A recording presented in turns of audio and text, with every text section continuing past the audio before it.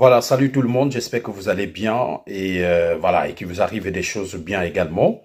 Je tenais à travers cette petite vidéo donner modestement mon avis sur la dernière sortie médiatique de l'ancien président de la transition du Burkina Faso, le lieutenant-colonel Paul-Henri Damiba, et qui s'est livré au micro d'Alain Foka il y a quelques jours. Voilà. Je suis Pablo Guissamba, je suis journaliste communicant, spécialiste de gouvernance et d'administration publique à la rédaction de l'Afrique d'une seule voix.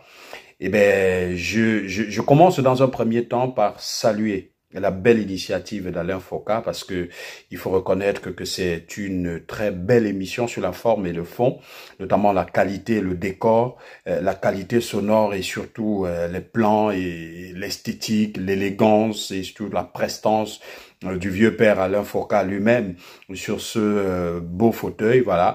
Et dans un second temps, il faut reconnaître que c'est une grosse action de communication, selon moi, pour Paul-Henri Damiba, qui, me semble-t-il, ce n'est que mon avis, vouloir revenir aux affaires.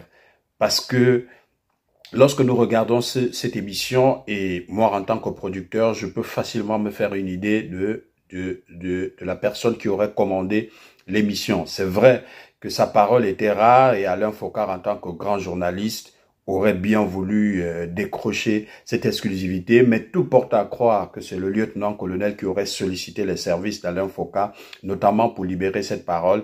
Et pour moi, je trouve derrière sa sortie une main plus ou moins impérialiste ou néocoloniale. De toutes les façons, tout porte à croire que Damiba est un soutien indéfectible de la politique française en Afrique. Et ça donne raison notamment à l'avis proposé par les hommes du capitaine Traoré lors de leur second putsch. Voilà.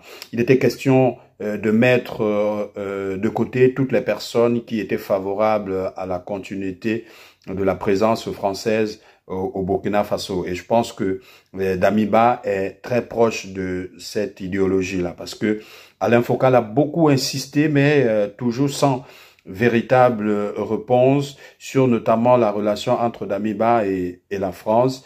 Et ben, ces réactions portaient à croire qu'il n'a rien contre la présence militaire française au Burkina Faso et qu'il ne serait pas aussi très favorable à la pénétration russe, quand nous savons que le combat aujourd'hui, notamment au Sahel, réside entre cette confrontation franco-russe. Et surtout, la présentation du colonel Damiba est une illustration d'un homme d'État. Il essaye certainement de reconquérir la confiance des Burkinabés, notamment à travers sa posture d'homme d'État, et surtout qui revient à plusieurs reprises sur le fameux bilan de ses 8 mois à la tête de l'État burkinabé. Et en gros, l'analyse personnelle que je fais de cette sortie, c'est que les hommes du colonel, du capitaine Traoré doivent faire très attention parce que tout porte à croire que Damiba soit en train de se préparer pour un grand retour. Ça peut être une hypothèse. L'autre hypothèse, c'est qu'il s'est montré disponible à servir le pays, à participer à la construction d'un nouveau Burkina. Ça, c'est très bien. Et il lançait d'ailleurs l'appel aux nouvelles autorités en place. Mais je pense que c'est assez malin quand même, surtout si on s'en tient aux expériences en termes de déstabilisation de la France dans certains pays africains. On peut sans risque de se tromper, dire que refaire confiance à Damiba, c'est lui ouvrir la porte de passer à un troisième putsch, voilà. Et surtout que son message à l'endroit des autorités de Ouagadougou était plutôt, voilà, il faut voir la paix parce que tout le monde n'est pas content. Et moi, je pense que ça veut par là dire que ces hommes à lui qui sont restés au pays, au sein de l'armée, ne sont pas très contents et seraient favorables à un autre changement de situation. Voilà donc en gros ce qu'on peut retenir de cette sortie. Et je pense que Le grand frère Alain Focar a démontré une fois de plus, il en fallait encore, sa grandeur, son autorité et surtout son impartialité dans le traitement de l'actualité africaine. Vraiment chapeau. Et ben, je pense que il faut tout simplement faire attention. Moi, je pense, ce n'est que mon avis, faire attention à Damiba, qui, pour moi, en tant qu'un militaire qui a été chassé du pouvoir, je pense que revenir dans cette posture, peut-être une autre troisième hypothèse, c'est que Damiba serait en train de se préparer à revenir peut-être comme candidat lors des élections présidentielles qui seront organisées par la junte en place. Si c'est le cas, ben c'est tant mieux.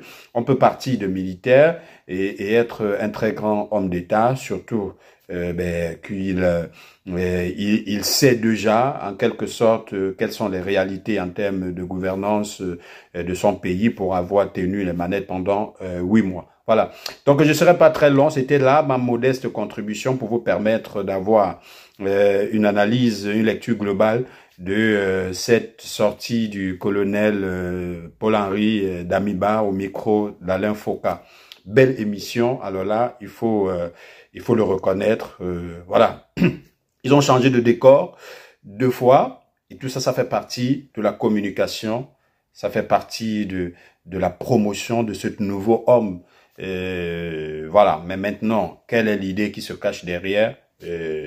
Attendons voir. Wait and see, comme disent les anglophones.